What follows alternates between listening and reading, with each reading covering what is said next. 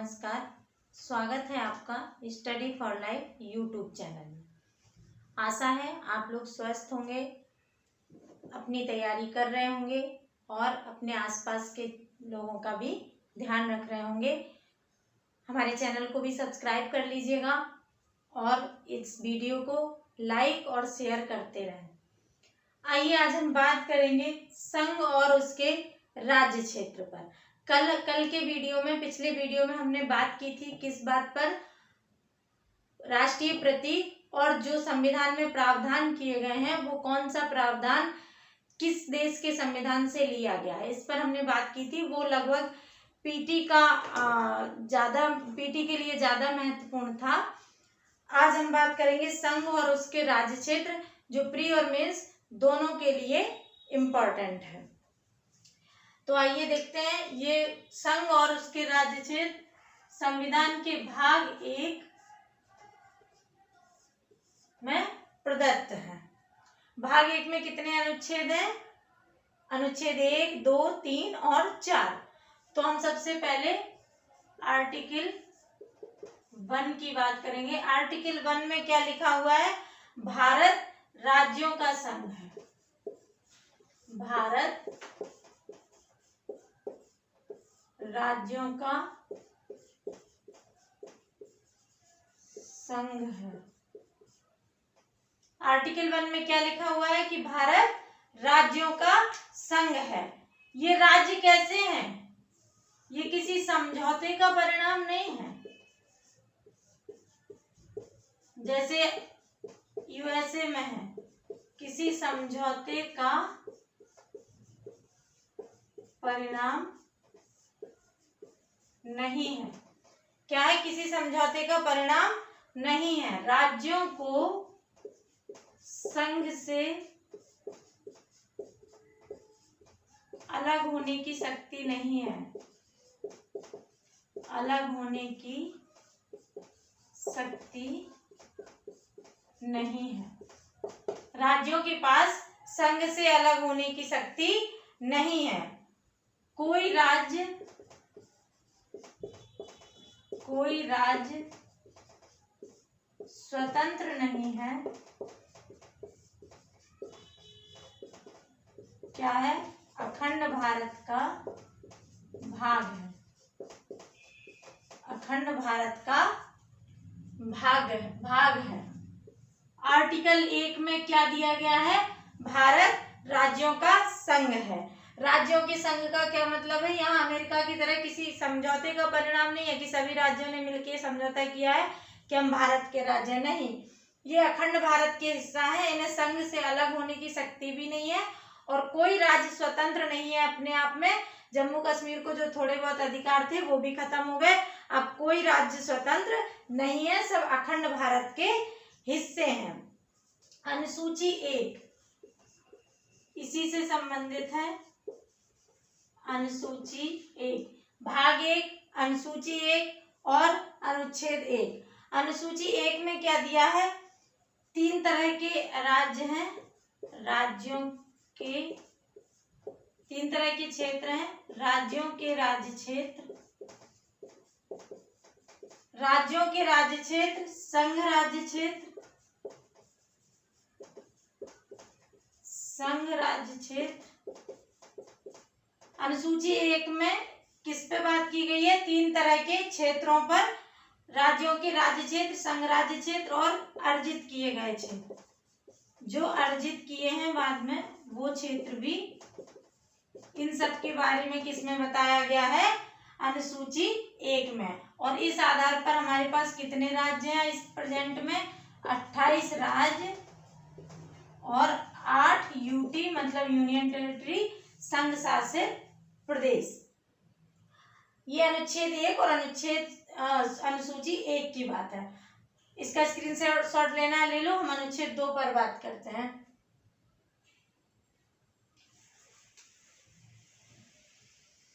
देखते हैं अनुच्छेद 2 में क्या दिया हुआ है।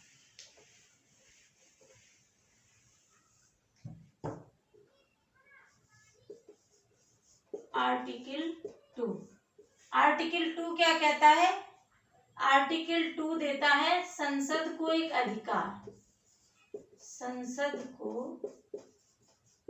अधिकार देता है क्या करने का, राज्यों के संबंध में एक अधिकार देता है क्या कि नए राज्यों के प्रवेश व स्थापना के लिए, नए राज्यों के प्रवेश इसलिए लिख रहे कि स्वतंत्रता के समय पाकिस्तान जो स्वतंत्र राज्य थे उनका प्रवेश, जो रियासतें स्वतंत्र थी, नए राज्यों के प्रवेश व उनकी स्थापना के संबंध में विधि बनाने का अधिकार, विधि बनाने का अधिकार। संसद को क्या अधिकार है, नए राज्यों के प्रवेश व उनकी स्थापना के संबंध में विधि बनाने का अधिकार किसमें है, आर्टिकल 2 में। दूसरा, नए राज्यों का गठन भी कर सकती है संसद, नए राज्यों का गठन, नए राज्यों का गठन, और जो राज्य हैं उन राज्यों की सीमा में, राज्यों की सीमा व नाम में परिवर्तन का अधिकार है। क्या क्या अधिकार है संसद को, नए राज्यों के प्रवेश व उनकी स्थापना के संबंध में विधि बनाने का अधिकार है, नए राज्यों का गठन करने का अधिकार है, राज्यों की सीमा व उनके नाम में परिवर्तन का अधिकार है। नए राज्य का गठन कैसे होगा, मान लो एक राज्य में से 2 कर दिए, या किसी 2 राज्य को मिला के 1 कर दें, या आधा भाग इसका लेके आधा भाग का लिया, आधा भाग खा का ले लिया, और ये का भी संपूर्ण बना रहा, खा भी बना रहा, ये आधा आधा मिला के एक और राज्य बना दिया गया। ठीक है, ये अधिकार किसके पास, संसद के पास है। और इस अधिकार का प्रयोग संसद कैसे करेगी, तो आर्टिकल 3 में लिखा है, आर्टिकल 3 में लिखा है कि संसद इसे साधारण बहुमत से कर सकेगी, साधारण बहुमत से। मतलब ये सब करने के लिए इसे किसकी आवश्यकता है, ये साधारण बहुमत से ये परिवर्तन, ये विधि बना सकती है संसद। किस तरह, साधारण बहुमत से।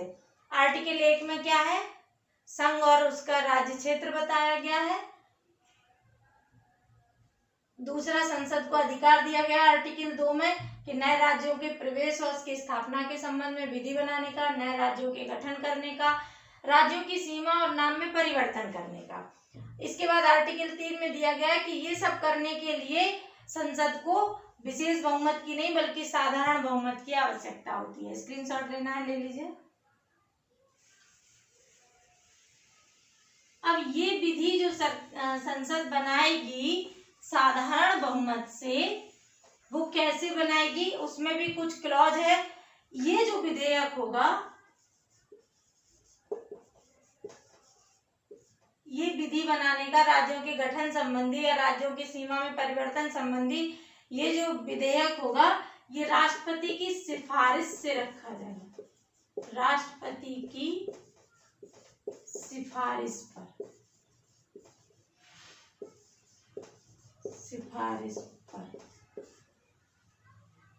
कैसे पास होगा ये विधेयक, राष्ट्रपति की सिफारिश पर। राष्ट्रपति इसके लिए क्या करेगा, राष्ट्रपति की सिफारिश पर ये विधेयक पास होगा, और राष्ट्रपति इस विधेयक को जिस राज्य की सीमा में परिवर्तन किया जा रहा है या जिसको किसी 2 राज्यों को मिला के गठन किया जा रहा है, उस राज्य के पास भी भेज देगा उनकी राय लेने के लिए। लेकिन ये राय लेने के लिए, राय जो मिलेगी किसी भी राज्य से, उसके लिए राष्ट्रपति या संसद बाध्य नहीं है। तो राष्ट्रपति क्या कर सकता है, इस विधेयक को राज्यों की राय के लिए भेज सकता है, राज्यों की राय के लिए, पर जो राय मिलेगी उसके लिए संसद बाध्य नहीं है, बाध्य नहीं है। ठीक है। अब एक और बात करते हैं कि इस तरह तो ये विधेयक पास हो गया। अब बताइए क्या इन सब के लिए संविधान में संशोधन करना पड़ेगा या ये ऐसे ही विधेयक पास हो जाएगा? तो देखते हैं आर्टिकल 4 क्या कहता है। अनुच्छेद 4, अनुच्छेद 4 कहता है कि जो आर्टिकल 2 प्लस आर्टिकल 3 के थ्रू जो विधि बनेगी उसके लिए, इन दोनों के थ्रू जो विधि बनेगी उसके लिए 368 के थ्रू संविधान संशोधन की आवश्यकता नहीं है, आवश्यकता नहीं है। क्या बोलता है?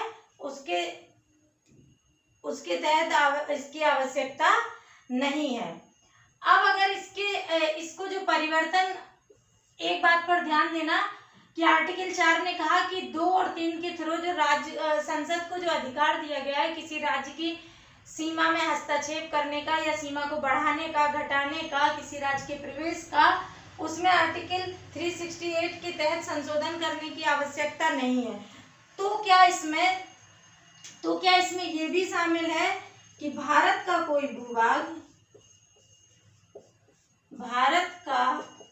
कोई भूभाग किसी अन्य देश को दिया जा सकता है?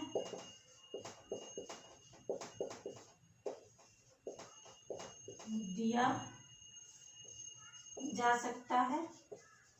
मेंस के क्वेश्चन इन्हीं सब पर बनते हैं और आपको लगता है कि हमने तो ये चीजें पढ़ी ही नहीं है, यही सब बनते हैं कि हमारा संविधान संविधान में ऐसे क्या प्रावधान है कि हम किसी राज्य को प्रवेश की शक्ति देते हैं और अपने किसी भूभाग को किस तरह, क्या किसी विदेश को सौंपने की उसमें अनुमति है या नहीं है। तो ये देखिएगा कि क्या ये शक्ति है सौंपने की। तो एक केस आया था बेरूवाड़ी केस, बेरूवाड़ी केस। इसमें सुप्रीम कोर्ट ने कहा था कि अगर ये बेरूवाड़ी पाकिस्तान को देना था 1960 में, तो सुप्रीम कोर्ट ने कहा कि यदि ऐसा करना है, कोई भूभाग किसी अन्य देश को देना है, तो उसके लिए आर्टिकल 368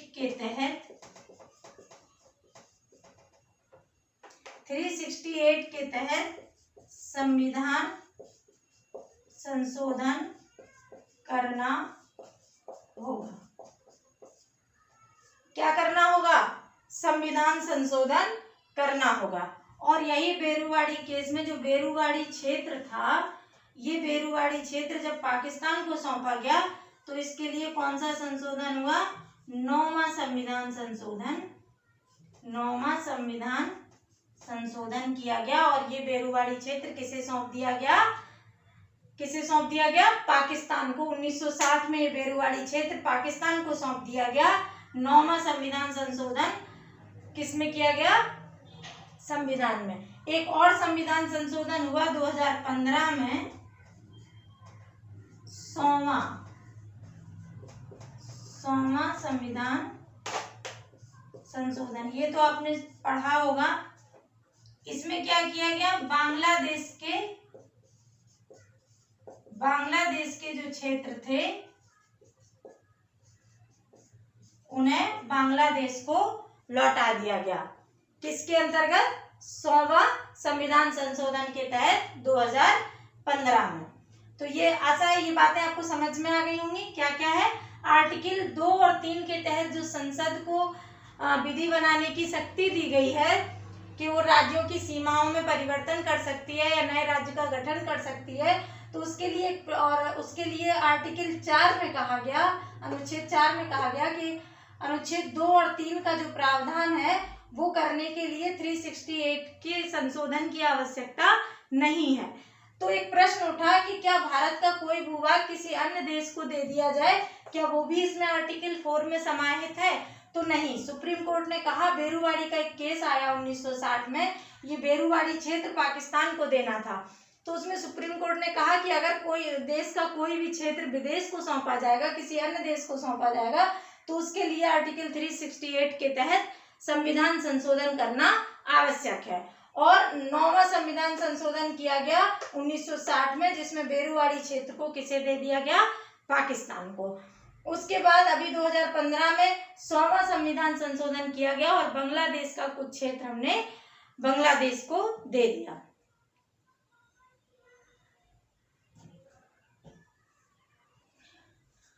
आइए बात करते हैं आगे कुछ।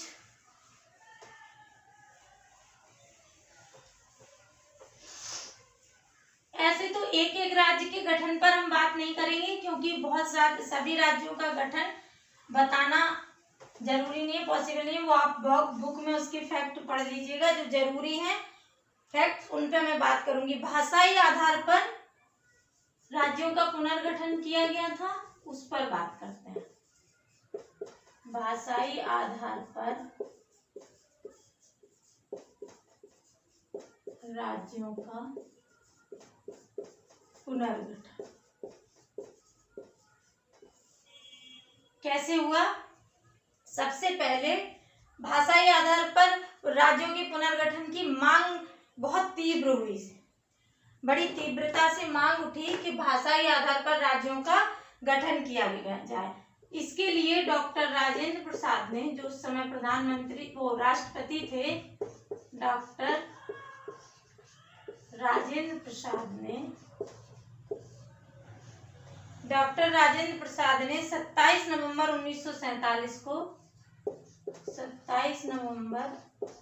1947 को एक समिति की एक आयोग का गठन किया। किसकी अध्यक्षता में? एस.के. धर न्यायमूर्ति है ये, न्यायमूर्ति एस.के. धर, इसीलिए इसे धर आयोग भी कहते हैं। इनकी अध्यक्षता में कौन सा आयोग का गठन हुआ? भाषाई प्रांत आयोग। भाषाई प्रांत आयोग। और इसने अपनी रिपोर्ट कब सौंपी? 10 दिसंबर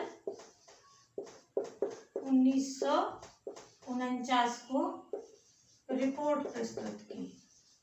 और इस रिपोर्ट में इसने कहा, इस आयोग ने अपनी रिपोर्ट में क्या कहा? इसने कहा कि भाषाई आधार पर उचित नहीं है राज्यों का पुनर्गठन। भाषाई आधार पर ना करके इसके लिए क्या आधार बनाया जाए?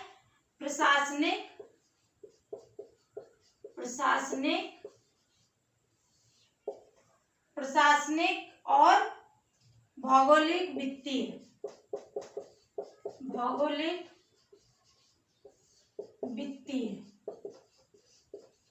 इसे आधार बनाया जाए, ना कि भाषा को आधार बनाकर नहीं, भाषा की बजाय क्या किया जाए? प्रशासनिक, भौगोलिक और वित्तीय आधारों पर राज्यों का पुनर्गठन किया जाए। इसके बाद एक और समिति का गठन हुआ, नेहरू प्लस पटेल प्लस पट्टाभी सीतारमैया, इन तीनों को मिलाकर एक समिति का गठन हुआ। इसे जेवीपी समिति भी कहते हैं, जेवीपी, जवाहरलाल नेहरू, वल्लभ भाई पटेल और पट्टाभी सीतारमैया। इन्होंने भी क्या कहा? इस समिति ने भी क्या कहा कि भाषा के आधार पर नहीं, इन्होंने भी भाषा के आधार पर राज्यों के पुनर्गठन का विरोध किया। लेकिन बाद में क्या होता है, तेलुगु भाषा क्षेत्र को लेकर एक नाम आता है पोट्टी श्री रामुलु। पोट्टी श्री रामुलु, इन्होंने क्या किया, आमरण अनशन किया कि तेलुगु भाषा, आमरण अनशन किया कि तेलुगु भाषा का क्षेत्र मिलाकर एक अलग राज्य का गठन किया जाए। और इसका परिणाम क्या हुआ, इन्होंने 56 दिन तक अनशन किया, उसके बाद इनकी मृत्यु हुई। और इसका प्रभाव ये पड़ा कि इस प्रभाव से आंध्र प्रदेश का गठन हुआ। आंध्र प्रदेश का गठन हुआ, जो पहला भाषाई आधार पर गठित होने वाला राज्य बना। पहला राज्य भाषाई आधार पर, भाषाई आधार पर कब गठन हुआ इसका, 1 अक्टूबर 1953 में। क्या क्या हुआ, भाषाई आधार पर राज्यों का पुनर्गठन करने पर बात की गई। इसकी बड़ी मांग उठी, जिसके चलते डॉक्टर राजेंद्र प्रसाद ने 27 नवंबर 1947 को न्यायमूर्ति एस.के. धर की अध्यक्षता में भाषाई प्रांत आयोग का गठन किया। इस आयोग ने 10 दिसंबर 1949 को अपनी एक रिपोर्ट सौंपी और उसमें कहा कि भाषा की बजाय प्रशासनिक, भौगोलिक और वित्तीय आधार पर राज्यों का गठन किया जाए, वित्तीय परिस्थितियों के आधार पर गठन किया जाए। उसके बाद नेहरू जी, पटेल जी और पट्टाभी सीतारमैया की मिलकर एक समिति बनी, जिसे जेवीपी समिति कहा जाता है। इन्होंने भी भाषाई आधार पर पुनर्गठन का विरोध किया, परंतु तेलुगु भाषा क्षेत्र को अलग करके एक राज्य बनाने के पक्ष में पोट्टी श्री रामुलु ने आमरण अनशन किया 56 दिन तक, और इनकी उसमें मृत्यु हो गई, जिसके आधार पर हुआ कि आंध्र प्रदेश का गठन हुआ, जो तेलुगु भाषी क्षेत्र था, और ये पहला भाषाई आधार पर गठित होने वाला राज्य था। इसका गठन कब होता है, 1 अक्टूबर 1953 को। आइए कुछ पॉइंट और हैं, उन पर बात करते हैं।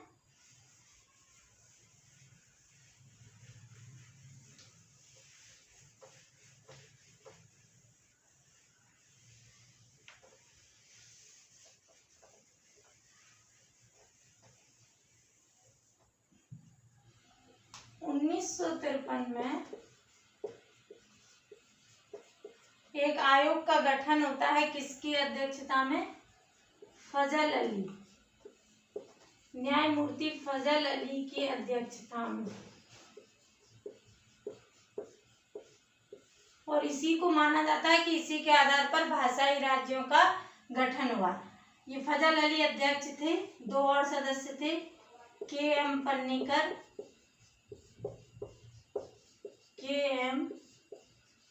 पन्नीकर और दूसरे थे हृदयनाथ कुंजरू। ये नाम सब पीटी में पूछे जाते हैं, इन्हें याद रखिएगा। पहला नाम फजल अली आयोग था, तो वो तो याद ही रहता है। कौन सा आयोग गठन हुआ, राज्य पुनर्गठन आयोग।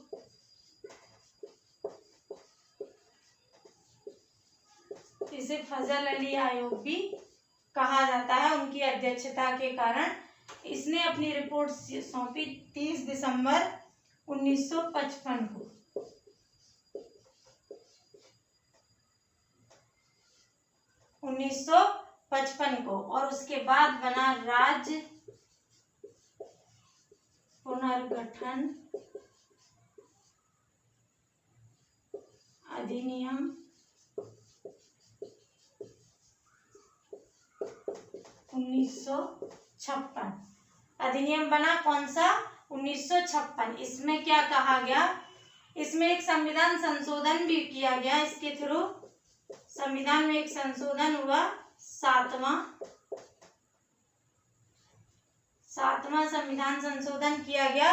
और इसमें पहले जो का खा गा करके, का खा गा घा, ये श्रेणी थी राज्यों की।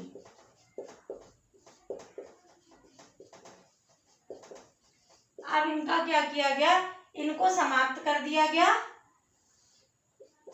इनको समाप्त करके क्या किया, 14 राज्य और 6 यूनियन टेरिटरी का गठन हुआ। 14 राज्य और 6 यूनियन टेरिटरी का गठन हुआ। पहले जो का श्रेणी, खा श्रेणी, गा श्रेणी और घा श्रेणी होती थी राज्यों की, वो समाप्त कर दी गई। इसी आधार पर 1961 में गोवा किसके अधीन था, गोवा किसके अधीन था, फ्रांसीसी पुर्तगालियों के। गोवा किसके अधीन था, पुर्तगालियों के अधीन था। इसे कैसे लिया गया, सैन्य कार्रवाई हुई, जिसे क्या कहा जाता है, ऑपरेशन विजय। इसके थ्रू गोवा और दादरा नगर हवेली, इसके तहत गोवा और दमन और दीव दोनों ले लिए गए।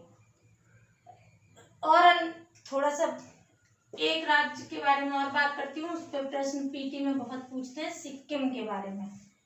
तो 35वां संविधान संशोधन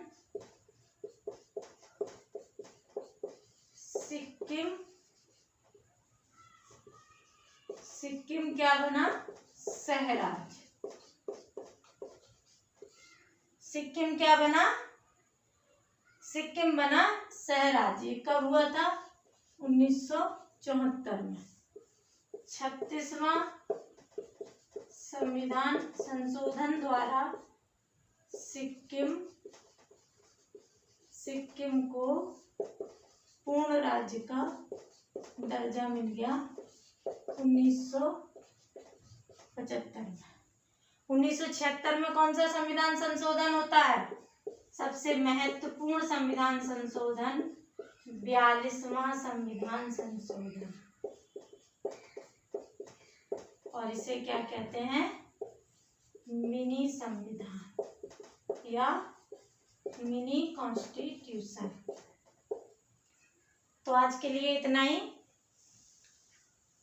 अगला टॉपिक हमारा भाग 2 होगा, नागरिकता पर बात करेंगे। उसके बाद मूल अधिकारों पर, प्री और मेन से जुड़े हुए जो भी बिंदुवार इसमें हो सकता है, सरल करके आपको बताने का प्रयास किया जाएगा। आप जुड़े रहिएगा, धैर्य बनाए रखिएगा, पूरा सिलेबस करवाया जाएगा। आशा है आपको समझ में आ रहा होगा। और पहले जो ये शाम को क्लास आता था 6 बजे, अब ये सुबह 8 बजे आपको अवेलेबल रहेगा। 8 बजे आप इसे देखिएगा। तो धन्यवाद।